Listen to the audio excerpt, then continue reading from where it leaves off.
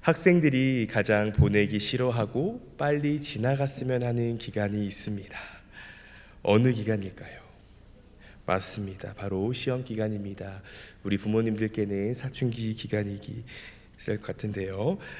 지금 청소년부 친구들이 학교에서 시험 기간을 보내고 있는데요. 시험 기간에 아이들을 볼 때면 시험에 대한 스트레스가 상당히 큰 것을 알 수 있습니다. 성도님들께서 생각나실 때마다 우리 청소년부 아이들을 위해 기도해 주셨으면 좋겠습니다. 그리고 오늘을 기준으로 수능이 딱 50일 남았는데요. 우리 수험생 친구들을 위해서도 함께 기도해 주시기 바랍니다.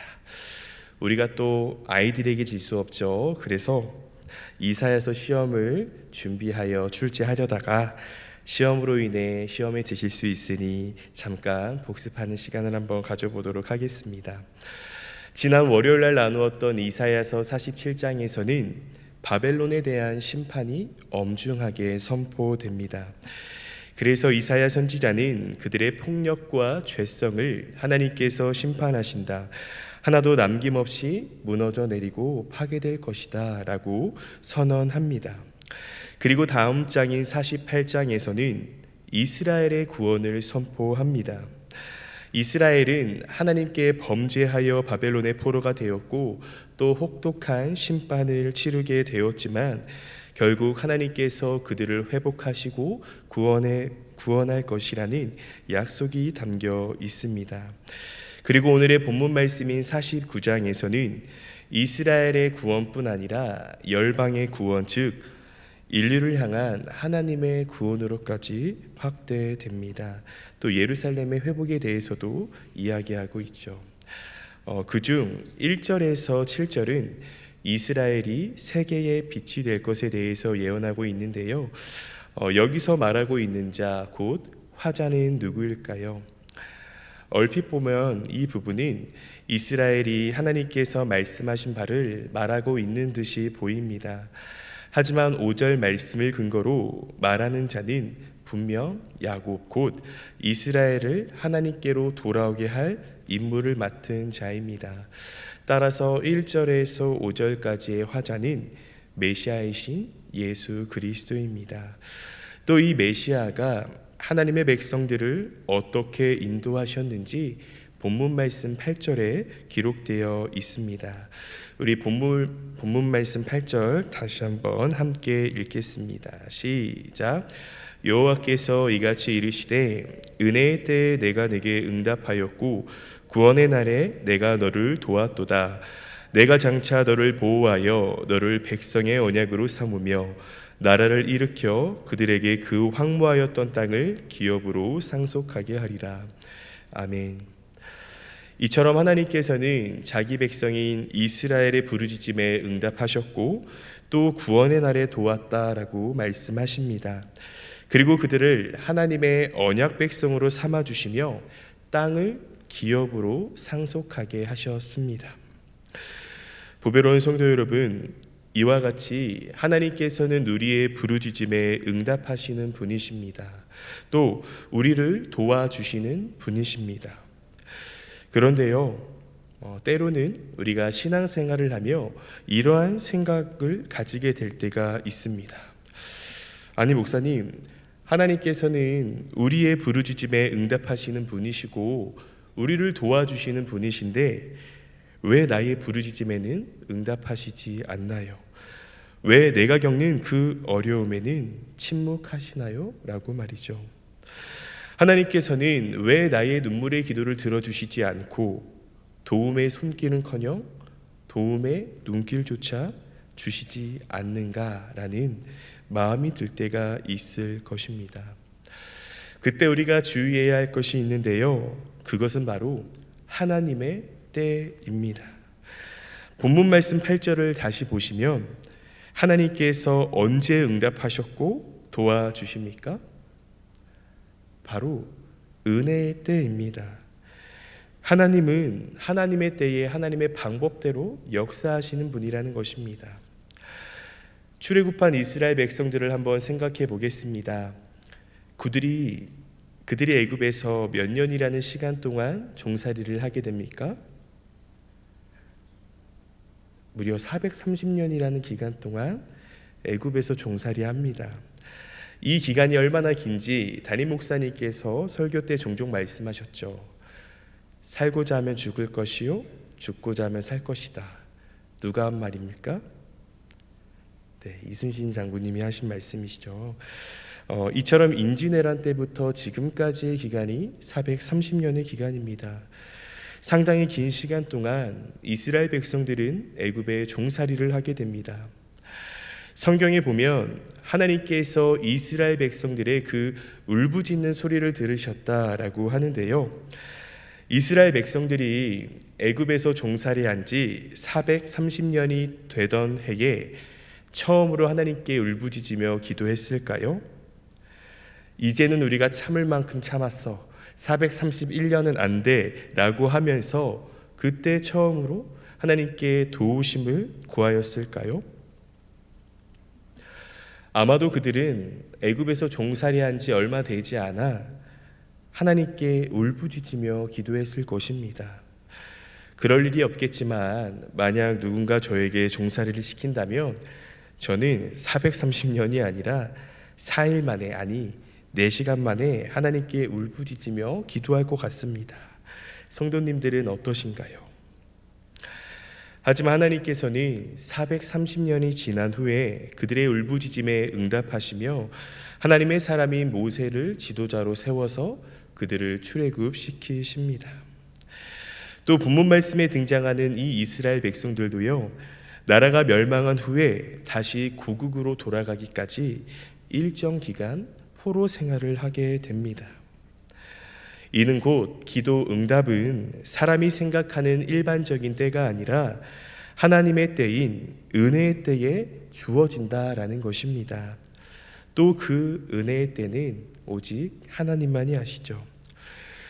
그렇기 때문에 우리가 어떠한 문제를 가지고 기도할 때 하나님께서는 왜 나의 기도에 바로 응답해 주시지 않고 왜 나의 기도를 들어주시지 않는가라는 마음과 생각이 아닌 하나님의 때를 구하는 기도가 함께 있어야 합니다.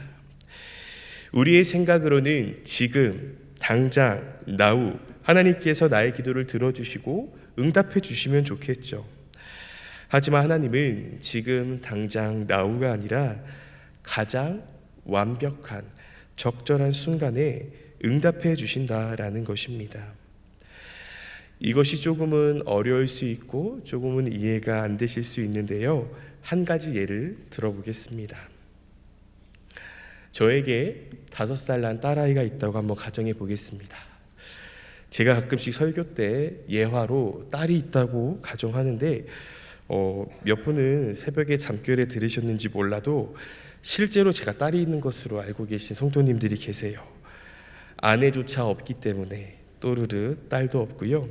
또 숨기고 있는 것은 아닌가라고 생각하실 수도 있는데 제가 또 음식만 숨겨봤지 사람은 숨겨본 적이 없습니다. 그러니 오해하지 마시기 바라며 만약 5살 난 제 딸이 요리 프로그램을 보면서 자신도 요리를 해보겠다고 아빠인 저에게 칼을 달라고 합니다. 그렇다면 아빠인 제가 그 딸아이에게 어떤 칼을 줘야 할까요? 역시 칼은 뭐니 해도 중식도야 라고 하면서 어마무시한 그 직사각형의 중식도를 줘야 할까요? 아니면 역시 칼은 사시미 칼이야, 회를 잘 뜰 수 있어야 돼 라고 하면서 날이 바짝 선 그 사시미 칼을 줘야 할까요? 아니면 예전에 홈쇼핑에 많이 나왔던 그 장미칼을 줘야 할까요? 아빠인 저의 대답은 no, 안 돼 일 것입니다. 딸아이가 아무리 울면서 애원한다 할지라도 그 5살 난 딸에게 중식도를 주고 사시미 칼을 주는 아빠는 전 세계 어디에도 없을 것입니다. 그 딸아이가 시간이 흘러 성숙하게 되면 빵을 자를 수 있는 플라스틱 칼을 시작으로 과일을 깎을 수 있는 과도칼, 그리고 식재료를 다룰 수 있는 식칼을 줄 것입니다. 그리고 그 칼을 주면서 어떻게 해야 손가락이 베지 않는지도 함께 가르쳐 줄 것이죠. 또 이뿐만이 아니라 아이가 넘어졌을 때요, 너무나 어렸을 때는 바로 일으켜 세워주겠지만 그 아이가 조금씩 걸을 수 있고 또 다리에 힘이 있다라고 한다면 부모는 그 아이가 넘어졌을 때 스스로 일어날 수 있도록 기다려 줄 것입니다. 저는 말씀을 준비하고 묵상하면서 이 하나님의 때라는 것, 은혜의 때라는 것은 결국 성숙의 때가 함께 해야 하지 않는가라는 마음이 들었습니다. 하나님은 우리의 그 성숙의 때를 기다리고 계신 것이죠. 그러면 또 이러한 생각을 하실 수 있습니다. 목사님, 그러면 대체 그 성숙의 때는 언제인가요?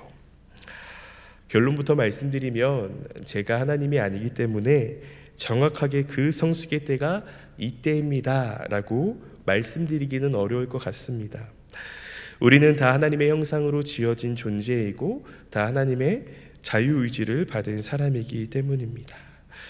그럼에도 이 성숙의 때가 언제인지 한번 생각해 보게 되었습니다. 그때는 바로 하나님의 응답하심에 교만하지 않을 때, 그때가 바로 성숙의 때가 아닌가라는 마음이 들었습니다.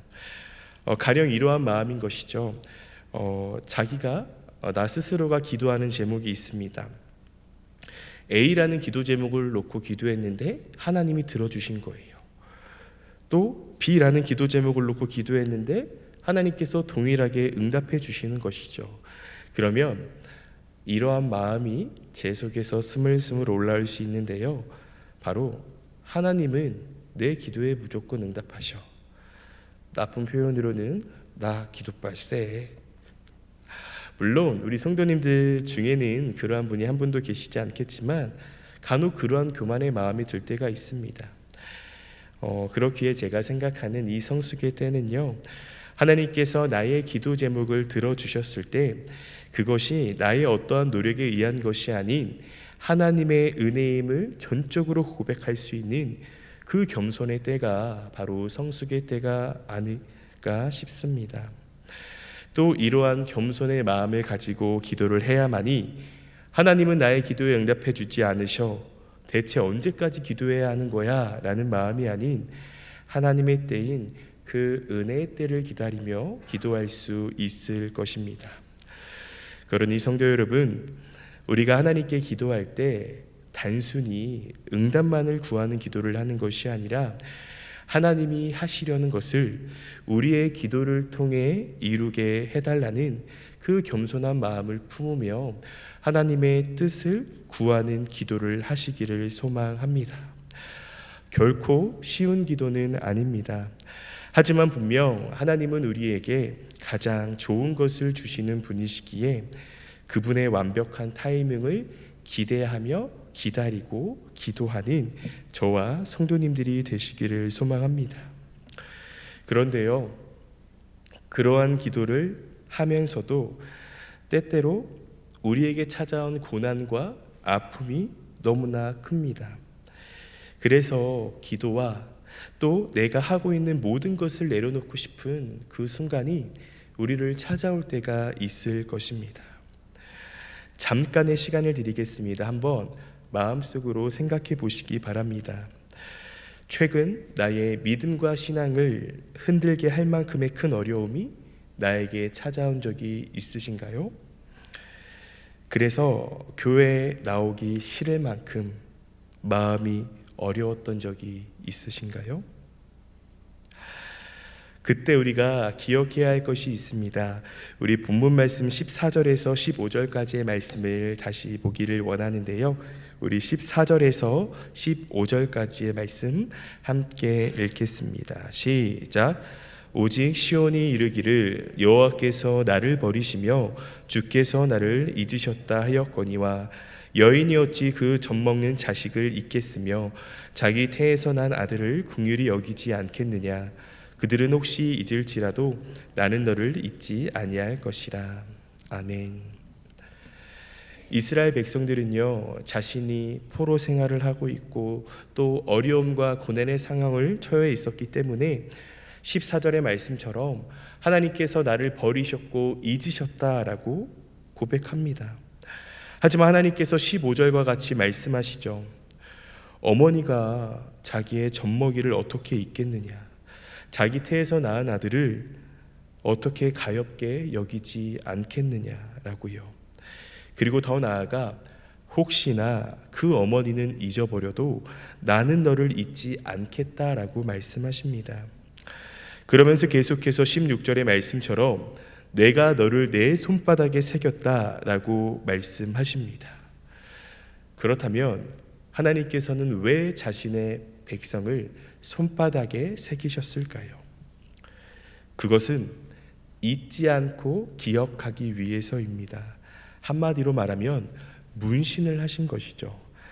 물론 하나님께서는 영이시기 때문에 실제로 손에 문신은 할 수 없지만 내가 너를 내 손바닥에 새겼다라는 하나님의 말씀은요, 이스라엘 백성을 향한 하나님의 지속적인 관심과 사랑의 마음을 표현한 것입니다. 그리고요, 하나님은 결코 그 문신을 지우지 않으십니다. 가끔 TV 드라마나 영화를 보게 되면요, 또 실제로도 연인들끼리 서로의 이름 이니셜을 몸에 문신하기도 합니다. 또 어떤 사람은요, 연인의 얼굴을 자신의 왼쪽 가슴에 문신하기도 합니다. 내 심장은 오직 너에게만 뛰어라는 오글거리는 멘트와 함께 말이죠. 제가 만약 하나님을 알지 못하고 목회자의 길을 가지 않았더라면 제 왼쪽 가슴에는 돼지고기와 닭고기와 소고기 등 정육점을 이루어지지 않았을까. 주님을 알며 살아감이 저에게 큰 은혜입니다. 다시 돌아와서 서로의 이름을요, 그 이니셜을 새겼던 연인들이 헤어졌을 때 그들이 가장 먼저 가는 곳이 어디인지 아십니까? 병원입니다. 레이저로 지우려고요. 제가 알기로는 문신을 하는 비용보다 지우는 비용이 더 많이 드는 것으로 알고 있습니다. 그들은 큰 비용을 내며 자신의 사랑을 지워버립니다. 하지만 하나님께서는 결코 우리를 하나님의 손에서 지우지 않으십니다. 16절 말씀을 자세히 보면요, 우리의 이름을 썼다라고 하지 않으시고 새겼다라고 말씀하십니다. 쓴 것은요, 어떻게 해서든 지울 수 있습니다. 하지만 새긴 것은 결코 지워지지 않습니다. 그만큼 하나님은 우리를 사랑하시며 기억하시는 분이십니다. 또 그 기억하심은 곧 보호하심을 의미하는데요, 16절 하반부 말씀을 통해 알 수 있습니다. 너의 성벽이 항상 내 앞에 있나니 라는 말씀을 통해서 말이죠. 이 부분을 세번역 성경으로 보니 내 성벽을 늘 지켜보고 있다라고 기록하고 있습니다. 이는 곧 하나님께서 단순히 그 이스라엘 백성들을 자신의 손에 새겼을 뿐만 아니라, 또 그것으로 끝나는 것이 아니라 이스라엘 백성들을 친히 보호하시고 지키신다라는 것입니다. 그리고 오늘을 살아가고 있는 우리 또한 동일하게 하나님께서는 기억해 주시고 또 지켜 주십니다. 그러니 성도 여러분, 우리 성도 여러분들께 어떠한 어려움의 현장과 고난의 순간이 찾아온다 할지라도 결코 하나님을 향한 그 믿음과 신앙, 또 더 나아가 삶을 포기하지 마시기 바랍니다. 연약한 우리는 하나님을 잊어버리며 불평하고 포기할 수는 있지만 하나님은 결코 우리를 잊어버리시거나 포기하지 않으십니다. 하나님께서는 우리를 젖먹이는 어머니와 같이 사랑하시며, 아니 그 이상으로 사랑하시며 자신의 손바닥에 새겨 기억하시고 언제 어디서나 우리를 지키시고 보호하십니다. 그 하나님과 오늘 하루 동행하시며 주님 안에서 잘 버티며 살아가시기를 바랍니다. 더 나아가서요, 나의 손바닥에도 예수 그리스도의 사랑을 새겨서 직장에서 또 삶에서 가정에서 예수 그리스도의 그 사랑을 전하는 손길로 살아가 주님의 기쁨이 되는 자녀로 다 살아가시기를 간절히 소망합니다. 함께 기도하겠습니다.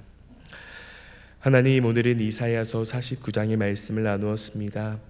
함께 나눈 말씀을 기억하며 하나님께서는 구원과 회복의 하나님이시자 늘 우리를 사랑으로 섬기고 지켜주시는 분이심을 기억하며 살아가게 하여 주옵소서.